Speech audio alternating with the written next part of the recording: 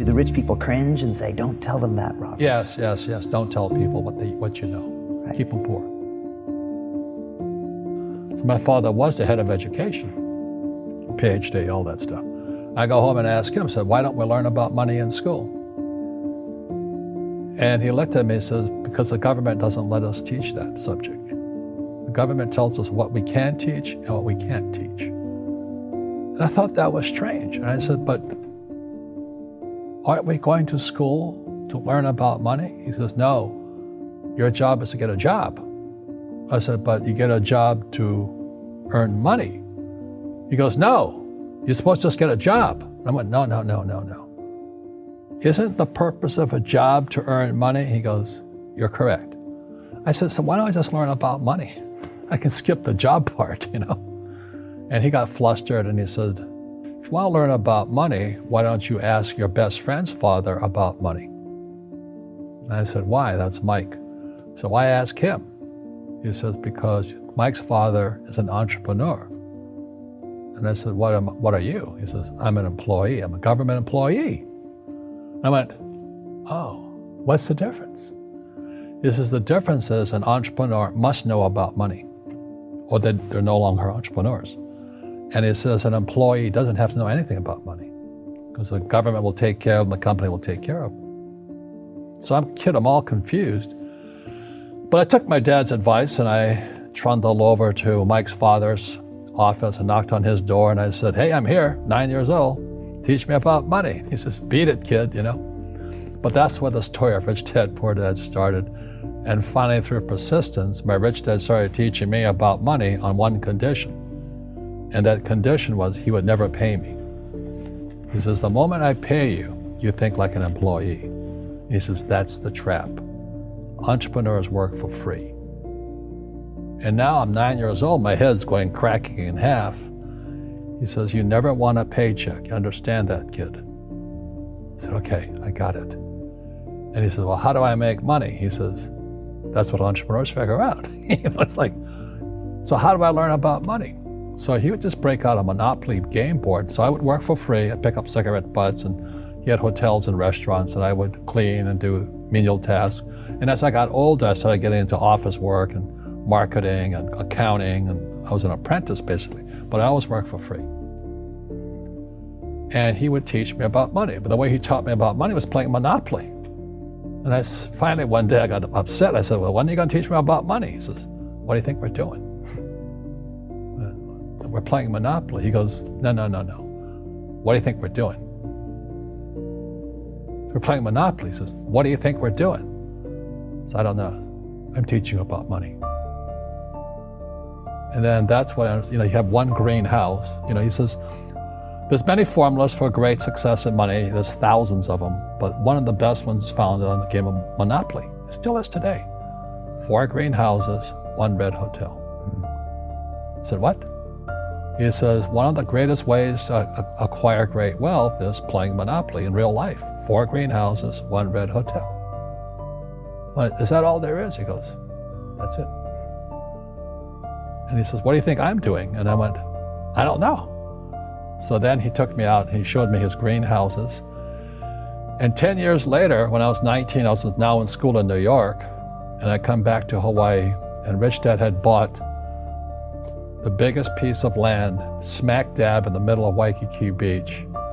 And when you go to Waikiki Beach today, you'll see the Hyatt Regency Hotel. That was his hotel. Just like the game of Monopoly. Just like the game of Monopoly. Acquired assets and they became bigger assets. He just kept what's called an assemblage, because that property wasn't that big at that time. So he had to buy out all the small guys. Because Waikiki was a little dirt water little town. So he'd buy out this shop owner and buy that shop owner. And it took him a while, but he finally assembled this large piece of property. And then he and Hyatt put up this giant hotel. And it just sold for $800 million. So that's how I learned about money.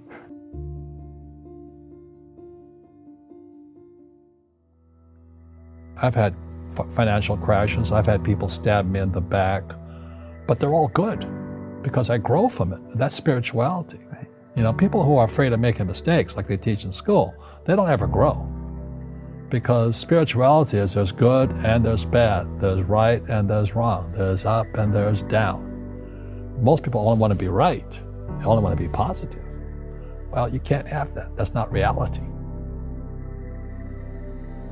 Well, I wasn't poor by most people's standards, but I came from a family with a poor attitude, if you know what I mean. Because rich, poor, middle class, poverty starts with a fundamental attitude.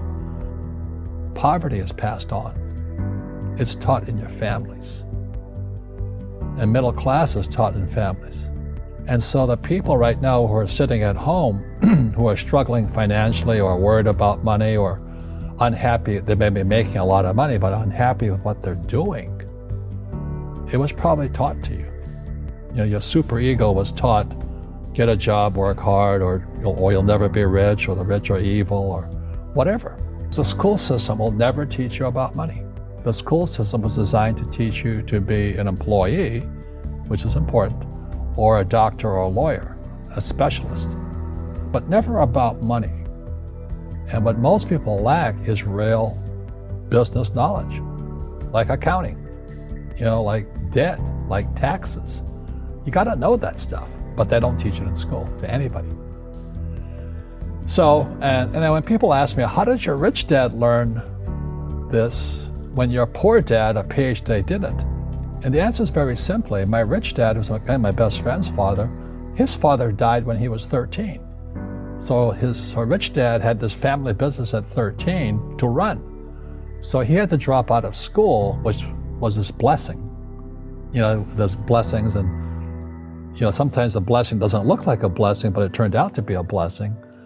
And then his teachers became his bookkeeper, his accountant, his attorney, his banker, his real estate agents. So he has what I call real teachers, not these fake teachers in school. You see, most teachers in school, they're out of ethics. They teach subjects they themselves don't practice. I asked the teacher, I said, I'm in my third year of calculus now. It was called strength of materials. I said, am I ever going to use this stuff? He goes, no. I said, why do you teach it? He says, because I get paid. I said, do you ever use it? He goes, no. And that's why, you have to, in life, one of the things I suggest to people, you got to find a real teacher versus a fake teacher. And a fake teacher is somebody who doesn't do what they teach. And a real teacher is doing what they teach every day. So my accountants, my attorneys, they're in it every single day. That's how I learn, because every day I'm solving problems in my business. So I have accountants and attorneys and bankers and all these people on speed dial because I'm solving problems with my team. I see you giving this knowledge out, and yeah. Do the rich people cringe and say, don't tell them that, Rob? Yes. Don't tell people what you know. Right. Keep them poor. But, unfortunately, the poor, as was in the Bible, I'm not real religious, the poor will always be amongst us because it starts up here. Right, it's that fear mentality. It's in their words, and the words become flesh. Again, I'm not really religious. I flunked out of Sunday school also. But when they say I can't afford it or I can't do that, they go down. They become what they say. My PhD daddy says, what do you think I am, made of money? I can't afford that. And my rich dad would say, that's why he's poor. Poor people say, I can't afford it, I can't do that, I don't have time. Because it's an escape. It's an escape, you know what I mean? It's easy to say, I can't afford it. And your rich dad used to say what instead of, I can't afford it? How can I afford it? How can I do that? What would it take, or why should I do that? He says that a question opens the mind, a statement closes the mind. So when you say, I can't afford it, your mind shuts down, and you become what you say. Rugby is a team sport, but so is soccer. The rules are different. And other people are golfers. They play by themselves. And so everybody's different. So my game financially is business, number one. Second is real estate. So what I say to young people is, you find your game.